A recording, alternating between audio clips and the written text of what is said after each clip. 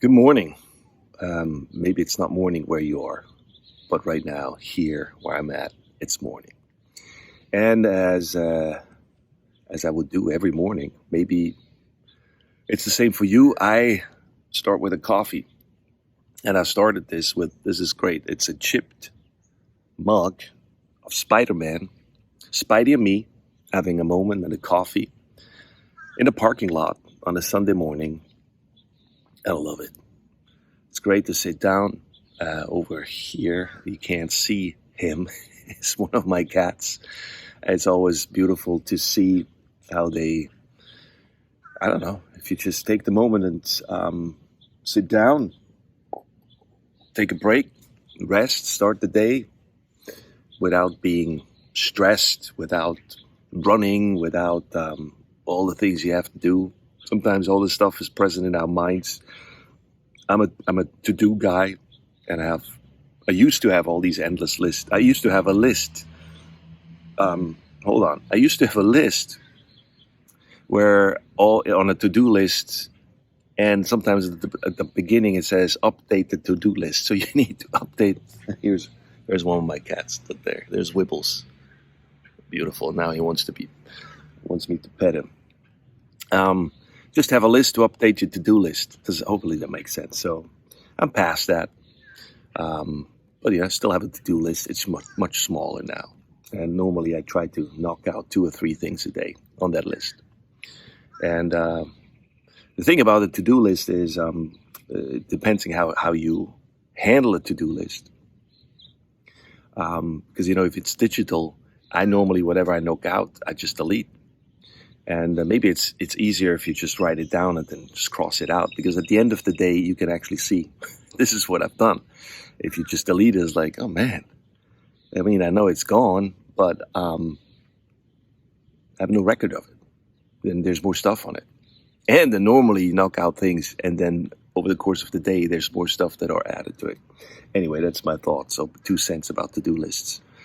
However you handle this. But Spidey and me are having a moment. I started this, I don't know, just like it.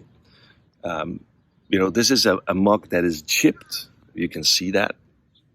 And normally you feel like, man, I need to get rid of it.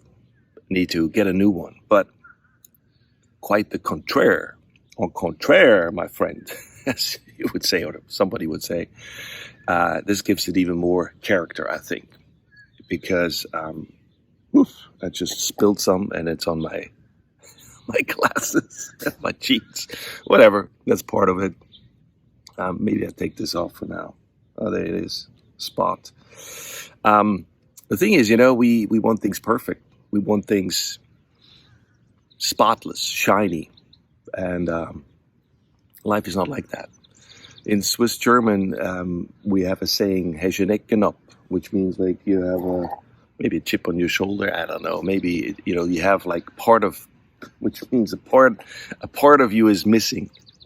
You have like it's just a little messed up or marked, or something is not right, quite right.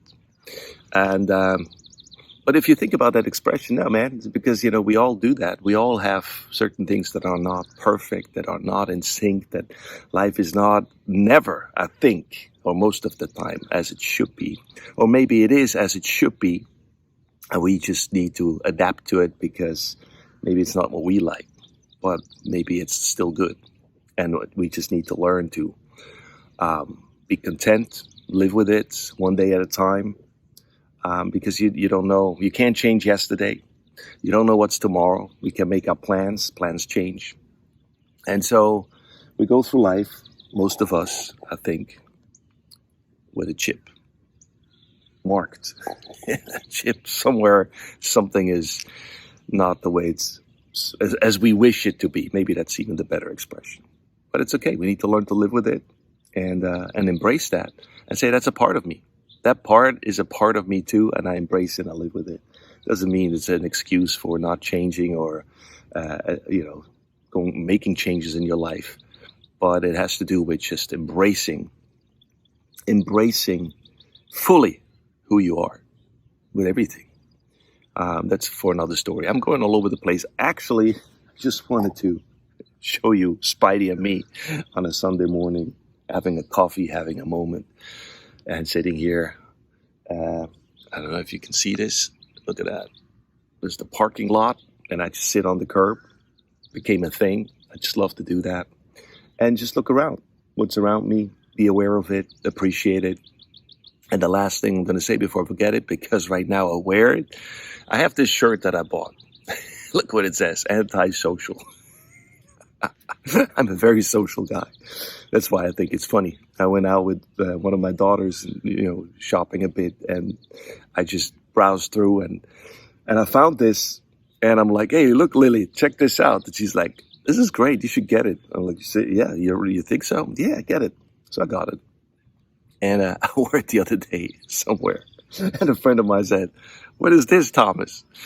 I was like, "It's a shirt. It says anti-social," and she said, "You're not anti-social." I was like, "Well, no, you're not anti-social." I'm like, "Oh, I'm going through, a phase where I'm just spending more time with myself and just withdraw a little bit and, processing stuff and learning to embrace the chip that I have. And it's okay. I mean, you don't have to be antisocial to do that, obviously, but she kept repeating, "You're not antisocial." Like, okay, but I like to provoke. What about that? So, you see my shirt, antisocial. Don't be antisocial. I'm not antisocial. I just think it's funny because if somebody sees that and knows me, can start a conversation because obviously I'm not antisocial. I'm just spending more time away from things. What about that? And here's my cat. He's hungry, so I might go and feed him.